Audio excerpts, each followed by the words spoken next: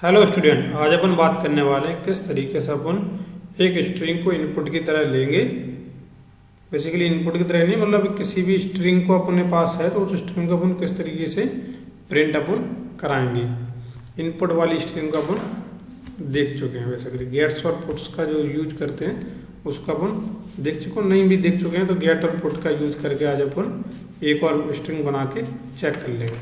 ठीक है, तो सबसे पहले अपन इसका सीखा जो बेसिक सिंटैक्स प्रोग्राम है उसको लिखते हैं include stdio डॉट एच इस तरीके से। फिर इसके बाद अपना वही इंट मैन और इस तरीके से RETURN0। तो अपना जो बेसिक कंडीशनल प्रोग्राम है वो अपना लिख के तैयार हो गया। इसके बाद अपन एक एरे टाइप का वो लेते हैं स्ट्रिंग, इसमें मैं अपना नाम दे रहा हूँ सागर गुप्ता इस तरीके से। फिर इसके बाद अपन एक वेरिएबल डिफाइन करेंगे आई नाम का, जिसके अंदर 0 वैल्यू असाइन कर देंगे। फिर एक वाइल लूप लगाएंगे। अब वाइल लूप के अंदर जो वैल्यू है आई की जो वैल्यू है वो लेस देन इक्वल टू होनी चाहिए कहाँ किससे 10 से। अब 10 क्यों लिया है, क्योंकि सागर गुप्ता को अगर काउंट आप करेंगे तो 0 से लेके 9 तक वो आएगा और 10 पे आने के बाद अच्छा इसको अपन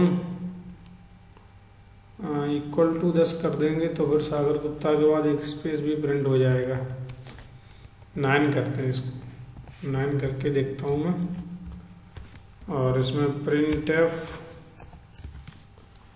%C और नेम के अंदर अपन आई की वैल्यू यानी कि जो इंडेक्स नंबर है उसके बेस पे अपन एलिमेंट को प्रिंट कराएंगे और आई की वैल्यू को इंक्रीमेंट कर देंगे। तो इस तरीके से अपना जो है बेसिक प्रोग्राम बन जाएगा कि स्ट्रिंग को प्रिंट कराने का। अपना प्रोग्राम जो है सही तरीके से रन कर रहा है और इस तरीके से अपना सागर गुप्ता आउटपुट अपना सही तरीके से आ रहा है। लेकिन अगर आपने इस प्रोग्राम को देखा गौर से तो इसमें आपने देखा होगा कि मुझे जो यहाँ पे 9 लिखना पड़ा वो मैंने पूरी स्ट्रिंग को काउंट करके लिखा है। अगर कोई ऐसी स्ट्रिंग है जो यूजर अगर दे रहा है, यूजर अगर इनपुट दे रहा है तो उस स्ट्रिंग में तो उनको मालूम ही नहीं रहेगा ना कितने कैरेक्टर वो इनपुट कर रहा है। अब जब ये चीज़ हमें मालूम नहीं है कितने कैरेक्टर इनपुट कर रहा है तब हम उस चीज़ को कैसे फिगर आउट करेंगे।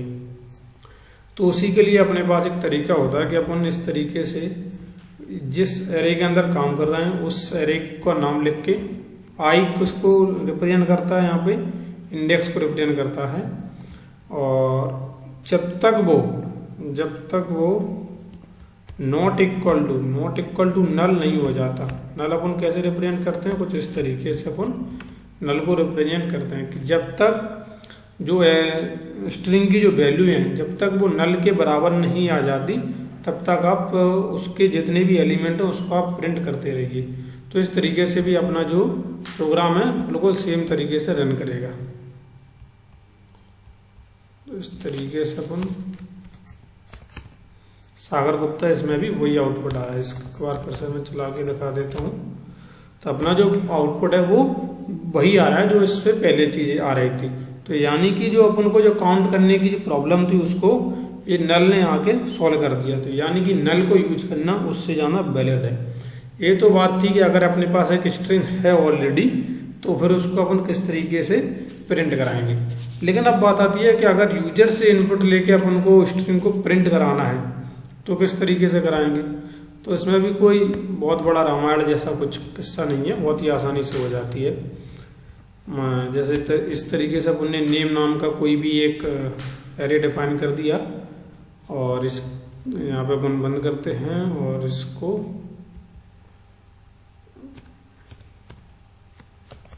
मैं एक प्रिंट एफ स्टेटमेंट लिखता हूँ जिसके अंदर लिखता हूँ इंटर ए स्ट्रिंग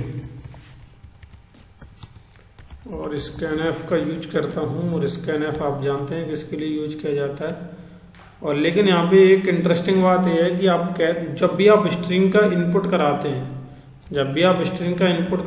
पूरी स्ट्रिंग को इनपुट कराना चाहते हैं, एक एक कैरेक्टर को नहीं, पूरी स्ट्रिंग को जब भी आप इनपुट की तरह लेना चाहते हैं तो आप %s का यूज कर सकते हैं। किसका %s का यूज किस लिए करते हैं, सिर्फ इसके लिए कि वो पूरी स्ट्रिंग को एक इनपुट की तरह ले सके और या फिर आप पूरी स्ट्रिंग को आउटपुट में वो प्रिंट करा सके, इसके लिए अपन %s का यूज करते हैं। ओके, तो %s का यूज करके अपन एक बार फिर से इसको प्रिंट करा देंगे। तो अभी देखते हैं क्या आता है। कुछ एरर दिखा रहा है, क्या एरर दिखा रहा है? इसमें बता रहा है कि नेम को डिफाइन करना पड़ेगा। तो यहाँ पे कुछ नंबर ऑफ कैरेक्टर इसमें कुछ डिफाइन करके देखते हैं। कुछ गड़बड़ हो गई है क्या?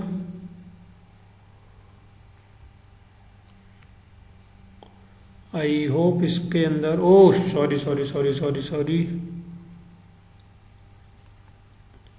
मैंने शायद % है यहाँ पे, मुझे एंड का यूज करना चाहिए था,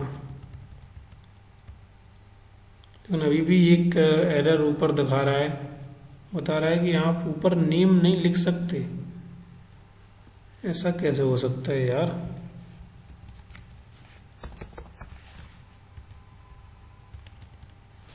इस चीज को ये एरर की तरह क्यों शो कर रहा है? एक बार फिर से मुझे चेक करना पड़ेगा कि कहाँ पे गड़बड़ आ रही है।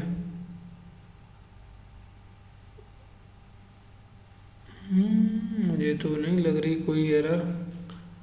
एरे साइज मिसिंग, अभी चेक करते हैं। अपना प्रोग्राम जो है सही तरीके से चल गया। एरे के अंदर साइज देना कंपलसरी है। अगर एरे के अंदर साइज नहीं, इंटर स्ट्रिंग सागर गुप्ता एक बार डालते हैं, सागर अकेला डालते हैं सागर, तो अपना सागर प्रिंट होके आ गया। तो यानी कि वो सही तरीके से स्ट्रिंग को ले भी रहा है और आउटपुट में शो भी कर रहा है।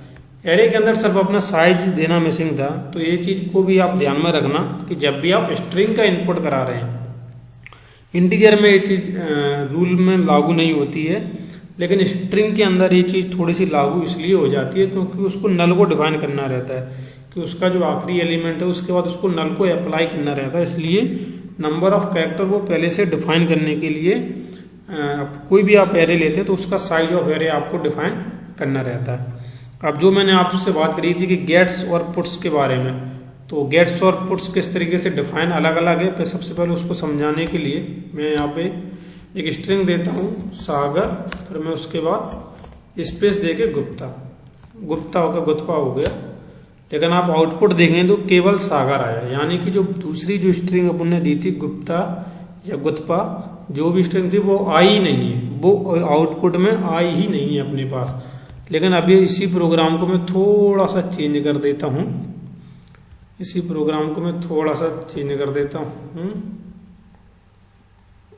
मैं यहाँ पे सबसे पहले तो गेट्स का यूज करता हूँ। गेट्स का यूज क्यों किया जाता है? गेट्स का यूज किया जाता है बेसिकली स्ट्रिंग को लेने के लिए, इनपुट कराने के लिए गेट्स का यूज किया जाता है। और पुट्स का जो यूज करते हैं वो इसलिए यूज करते हैं जिससे अपन स्ट्रिंग को प्रिंट करा सकें। ठीक है, तो इस तरीके से अपन एक बार फिर से प्रोग्राम को चलाते हैं, कैंसिल करते हैं और इस तरीके से इंटर स्ट्रिंग इस बार सबसे पहले मैं CLS करता हूँ इसको, CLS करता हूँ। उसके बाद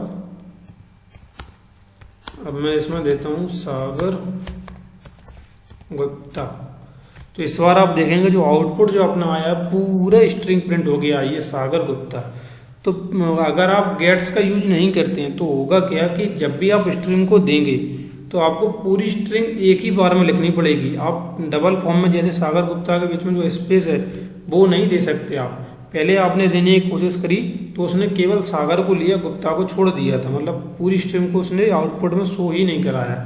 दूसरी इसमें अपन जब अपन काम करते हैं गेट्स और पुट्स में, तो गेट्स क्या करता है, तो आप नंबर ऑफ टाइम भी अगर जैसे मैं इस तरीके से भी देता हूँ सागर गुप्ता हो गया कुमार, तो अगर